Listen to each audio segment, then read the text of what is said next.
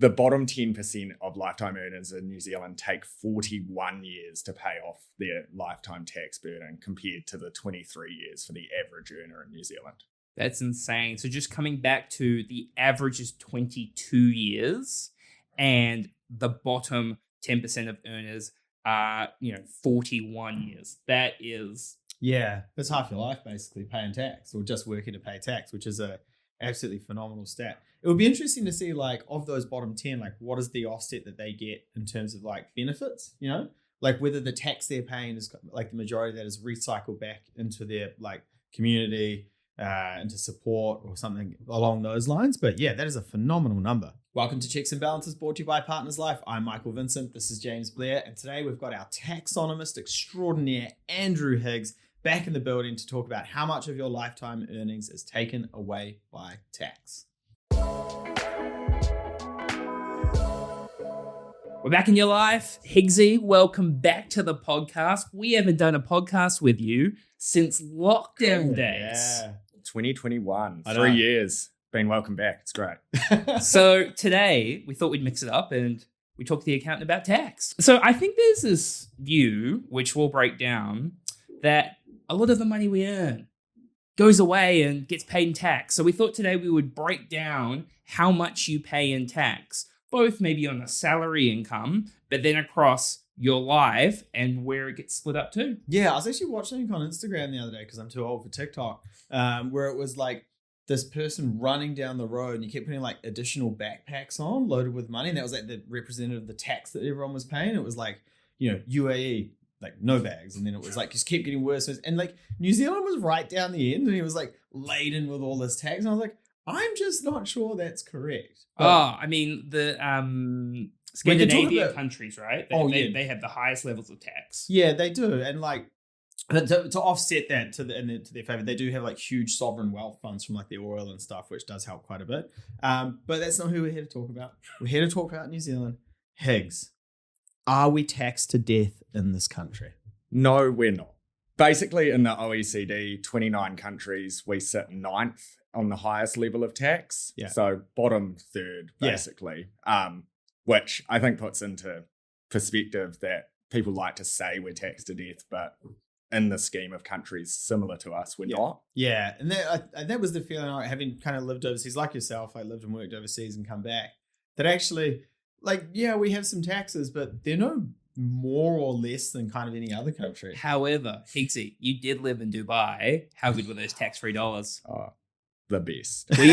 Were you responsible with them? Did you invest them or did you blow them all on free alcohol and free ciggies? Absolutely not. Came back with no money. Yeah. Spent it all. But you were rich in memories. It was fun. Yeah. Nice. Okay. So where do we want to start, Higgs? Like, I mean, I guess probably one of the questions is there is the perception that we do pay a lot of tax. Do you think that's just because it's easier to blame somebody else than look at yourself? Or why do we think we're taxed a lot? Yeah, I think it is easier to blame other people and look in the mirror, but the easiest person to blame out of all of that is the government, right? Like, it's literally that you can just point the finger. They're like easier to blame than property investors. You just point the finger at the government and go, well, they're taxing me. There's nothing I can do about it.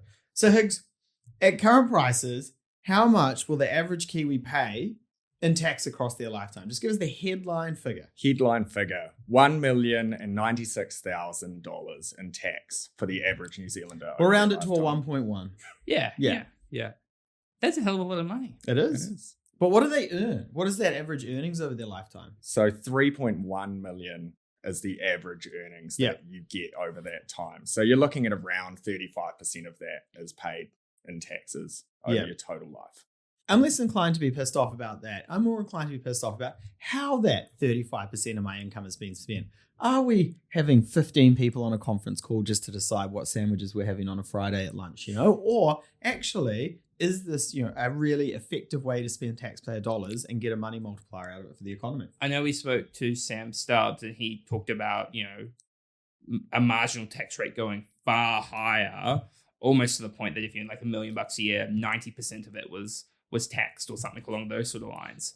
Now that's all great in theory, but you're right. If I'm going to give somebody my money, I want them to do something good with it. And Yeah. if I can see outcomes of more schools, more hospitals, us hitting numbers where we're improving compared to the OECD, then you're far happier, right? Yeah, I think so. And also, like I've said it before, I don't think that tax really. I mean, you have kind of the official cash rate, which is the accelerator on the economy. That's the gas pedal. You have tax, which is the brakes. And then you kind of have like some other stuff, which are the gears and the engine and things. But tax is really just slowing down an economy. It's never going to speed an economy up. Like the government doesn't save all its pennies at the end of the year with your tax, count them all, and then go and spend them, right? Like it funds itself through other means. So I just don't see why we go, if we tax a little bit more, we can kind of get a little bit more out of the end. Higgs, so the $1 million is a headline. That's a big number. But when it gets converted to how many years of your life you are just paying tax, I found that number a lot more scary. That number is scary. So basically, if you look at it over a lifetime, to pay that tax off, you're working for 23 years of your life to cover that tax burden. Yeah. Which is frightening. It's a long time. Yeah. So we're all about employees. We all work for the IRD. Yeah. So we're all in our, I'll say mid 30s, right? So assume we've been working. Some are a bit more mid than others. Thank you, James. Yeah. Mate, based off that forehead, you're looking at least 28. Talking to me? Or? Yeah. Mate, that forehead just keeps going. Now, if you look at it right, so say we've been working for, let's say, a decade. We still have to work for another 12 years before we break even, before we get to keep any of this money, if we're thinking about it across our whole working life. That is bloody depressing. It is. It's a long time, and it puts it into perspective that even if we don't pay a lot of tax as a country, as an individual, it's a long part of your life that you're having to work to cover it. Yeah. So Higgs, the next question is, who gets impacted more by taxes? So are we, the perception, the rich pay a lot of taxes. There's some that go the bottom decile, percentage pays a lot of tax. Who is paying more than their share? Yeah, and this is the bit that gets really interesting when you dig into the numbers here. So the bottom decile of New Zealand are paying a proportionately larger amount of their income as tax. And I think it's important for these numbers that we're using as well. They're not just looking at income tax. It's looking at GST. It's looking at duty you pay on alcohol, duty you pay on tobacco, other taxes and there's a lot of hidden taxes in our system that you don't even think about, but they are there. I think you had a good number before, James, on what the amount of tobacco, when you buy a pack of tobacco, what the tax burden is on that. Yeah, so if you're dropping $3,000 on ciggies a year, 2,100 of it, 70%, is tax. So imagine how cheap your ciggies would be if there was no tax. So well, that you remember how cheap ciggies used to be back in the day? Yeah. It was crazy. It was like $1 for a pack of ciggies. I mean, when you were a baby smoking darts, they were cheap as Mate, chips. nothing hits like a dart at like 1 a.m. though, like outside the gas station, you're like, I'll take a pack of Benson Hedges. Yeah, look, I got a 2-year-old. I'll take your word for it. I'm not out at 1 a.m. And you still see it overseas, right? You can still Yeah. buy tobacco, cigarettes dirt cheap in Asia, Europe even. Oh, yeah.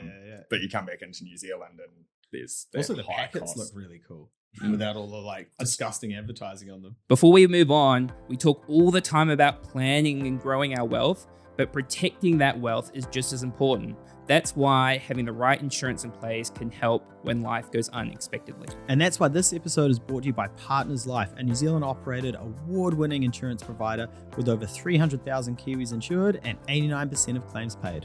Partners Life understand that having some insurance is better than having no insurance. They have flexible and personalized solutions for any budget or situation. Check out their website in our show notes below. The bottom 10% of lifetime earners in New Zealand take 41 years to pay off their lifetime tax burden compared to the 23 years for the average earner in New Zealand.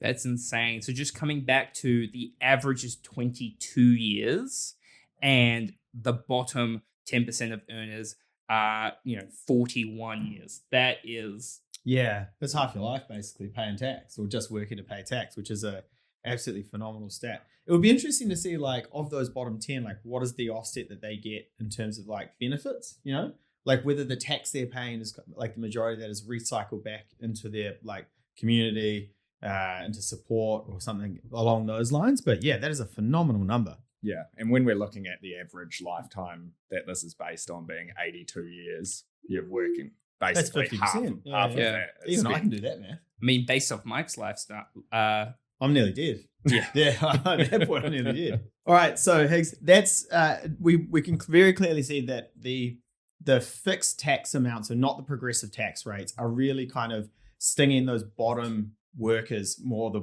kind of bottom earners more, because it is a larger proportion of their income that they are spending on tax. The fixed taxes like the GSTs, but let's go to the other end. What about the top decile? What does that look like? Yeah, so the top 10% of lifetime earners in New Zealand pay a total tax of $4.2 million over their lifetime. And it's taking them 26 years to pay off their tax burden over their lifetime. So a little bit longer than the average, but that's because they've got a much higher income level that it's based off of as well. does that mean being in the middle is where I'm just thinking if one's paying way more at the bottom, the other's paying a lot more, somewhere in the middle, there must be some sort of benefit? In terms of tax take, yes. Yeah. But I guess if you're in that top earning spectrum, you got to remember $1 of income is still better than $1 of no income. I think Even it's a if really- you're paying 33% of tax, you Yeah. still got 77 cents. I think that's a really big one, Hicks, and probably where you can draw on some of your experience. There, when you talk to business owners, right, and they're like, "Hey, Iggsy, I'm looking for an accountant where 1 + 1 = whatever the hell I want it to be. Are you in or are you in?" There's business owners that will go, "Oh, I'm only going to take $180,000 of income, and then I'll leave the rest into my business because I don't want to be forced to pay like 39% tax." And it's like, dog, at some point that money's coming out and you're going to Just pay spend the it on tax. something, right? Yeah. Do you run into that? Yeah, all the time actually, and it's really interesting because people, yes, if you're growing a business, leaving money in to help grow it makes sense, but at some point when you pull that money out, you're going to have to pay the additional tax, and there's a lot of people that don't quite understand that concept, and it does cause issues because if you build up years and years of income and then pull it all out, you've got a really big tax burden at that point. I guess that highlights a really key issue with our tax system where lower income earners don't have access to structures, to accountants, to ways that they can minimize their tax take, because our tax system is pretty straightforward. If you're, a PAYE employee who owns a house and doesn't have a company, there's really not much you can get around. You can't run costs through a business. You can't play in any of the gray areas, essentially.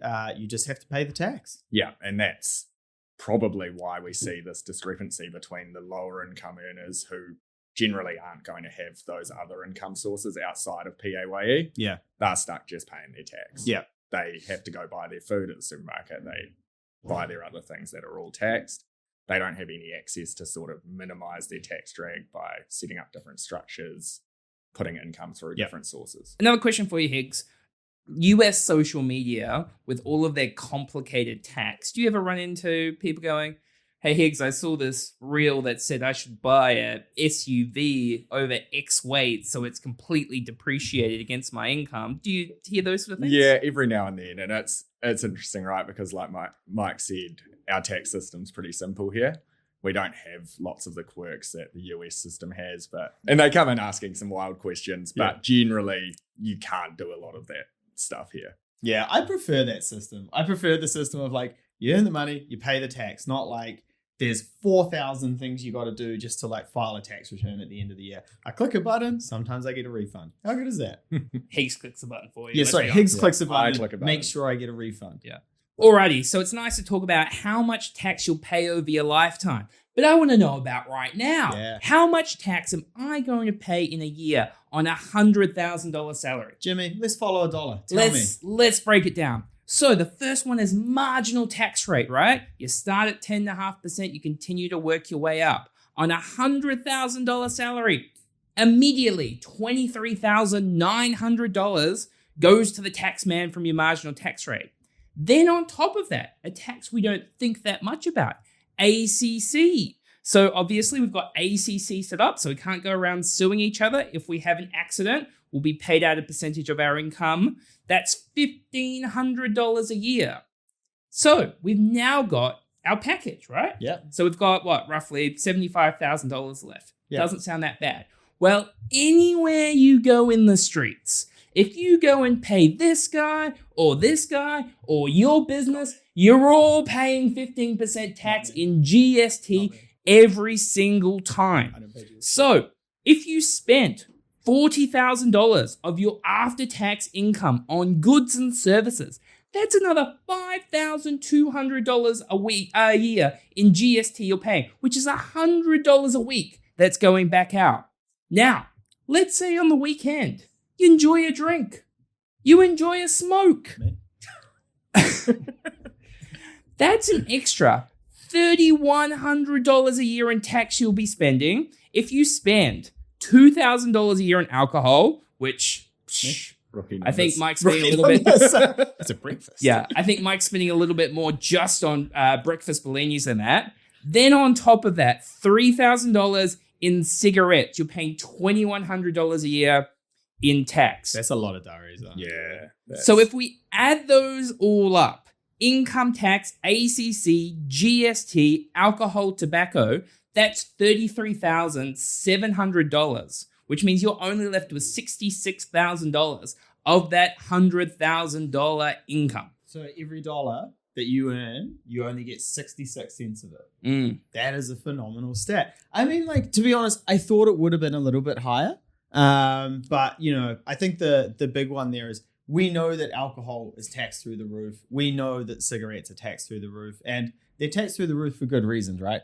The social damage, the cost of those things is absolutely enormous. However, the medical cost of cigarettes is not as much as you think, because people end up living, you know, until they're like 60, 65.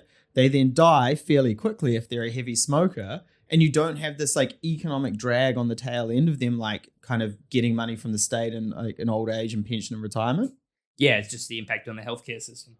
But for a very short period of time, though. Yeah, it's a bit grim, Mike. Very grim. I do agree with Mike's point around, I thought you might even pay more tax. Yeah. I think it's probably the perception that people go, a marginal tax rate, 33%, so roughly 33 grand's disappearing already, right? But that builds up as you go. And it's quite interesting, right? Because people, and this is a big misconception, that people think, I earn $100,000, I get taxed 33% on every dollar that I earn. But it's not like that, and it goes up in increments. And like you said, at $23,000 for $100,000 on income tax. Not that bad. Yeah, the thing that I always find really interesting when I'm watching like TVs and movies or something like that is in the States, they always talk about like, but this is going to push me into the next tax bracket, and I'm better not earning that much than getting pushed up. And I'm like, how does that work? Surely they've got that wrong, and actually it's just a marginal tax rate, right? And I'm pretty sure it is a marginal tax rate. I think it's just people don't understand. And it's that concept again of a dollar of more income is better than not having that dollar of more income. Yeah. You might pay a bit more tax on that dollar, but you're still getting more money at the end of the day. Yeah. I mean, so the big thing is, right, we pay tax. For some reason, who cares? Yeah. Like, I mean, there is a big thing in terms of, yes, you know, when that election rolls around every 3 years and somebody goes, this is how I'm going to use your tax dollars, that's important for you to pick somebody who you think can deliver the outcomes that you care about.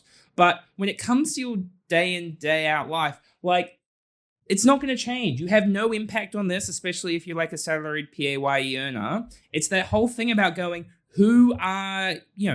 what are you going to do about it? Are you going to go and blame people and go, this is unfair. If I lived in Dubai, I'd have more income, which you'd probably spend on crap anyway? Or are you going to take control and go, okay, this is what I've got to work with. These are the goals I'm trying to achieve. Let's go and get it. Yeah, absolutely.